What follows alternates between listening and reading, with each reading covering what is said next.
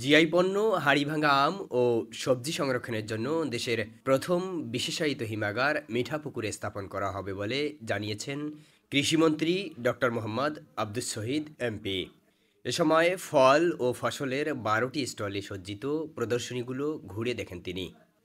কৃষিতে এমন অভাবনীয় সফলতায় অনুপ্রাণিত হচ্ছেন মেলায় আসা দর্শনার্থীরা। হাড়িভাঙ্গা আম আরও জাম আরও অনেক কিছুই কৃষি বিষয়ে আরও অনেক কিছুই দেখছি, আলহামদুলিল্লাহ ভালোই লাগলো। হ্যাঁ, মানুষ অবশ্যই আকৃষ্ট হবে এগুলো দেখে। আমি এসেছিলাম, আমি দেখিনি এরকম আম গাছ বা এরকম আম ২৩টা জাতের আম আছে, তারপরে এদিকে অপ্রচলিত ফল আছে, সব মিলিয়ে ৪০ জাতের ফল আছে। হাড়িভাঙা আম দেশের গণ্ডি পেরিয়ে বিদেশেও পরিচিতি লাভ করবে এমনটাই আশা এই ব্যবসায়ী নেতার। বিশ্বের বিভিন্ন দেশে আমরা এই আমটা রপ্তানি করতে পারবো। পাশাপাশি এই আমটাকে আরো সম্প্রসারণের জন্য মন্ত্রী মহোদয় যেটা বলছেন যে এটাকে আরো সম্প্রসারণ করা হবে, ব্যাপক প্রচার করা হবে।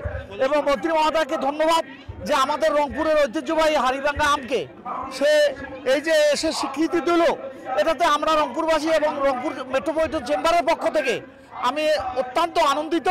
জেলা প্রশাসক মোহাম্মদ মোবাশ্বের হাসানের সভাপতিত্বে আলোচনা সভায় বিশেষ অতিথি বক্তৃতা করেন সংসদ সদস্য জাকির হোসেন সরকার, কৃষি মন্ত্রণালয়ের সচিব ওয়াহিদা আক্তার সহ কৃষি মন্ত্রণালয়াধীন বিভিন্ন অধিদপ্তর ও গবেষণা প্রতিষ্ঠানের প্রধানরা। উৎপাদন বাড়াতে বৈজ্ঞানিক পদ্ধতিতে হাড়িভাঙা আমের চাষ, বাজারজাতকরণে সহযোগিতা ও আম চাষিদের প্রণোদনার আওতায় আনার কথা জানান কৃষিমন্ত্রী। আম যে অঞ্চলে উৎপাদন হয় সেই অঞ্চলের উৎপাদকরা যারা আছেন তাদেরকে সহযোগিতা করা আমাদের সবচেয়ে বড় দায়িত্ব সরকারের। কারণ এই উৎপাদিত পণ্য যদি বাজারজাতকরণ করা না যায় অথবা বেশি সময় যদি না রাখা যায় তাহলে কিন্তু তাদের উৎপাদনের যে স্বাদটা তারা এটাতে আর্থিক একটা বিষয় আছে সেটা কিন্তু পাবেন না। বৈজ্ঞানিক পদ্ধতিতে আম চাষ এবং রক্ষা করার জন্য যে হিমাগার, অলরেডি একটা হিমাগারে আমরা করে ফেলতেছি, হ্যাঁ দিয়ে দিছি, সেটা মিঠাপুকুরে হচ্ছে।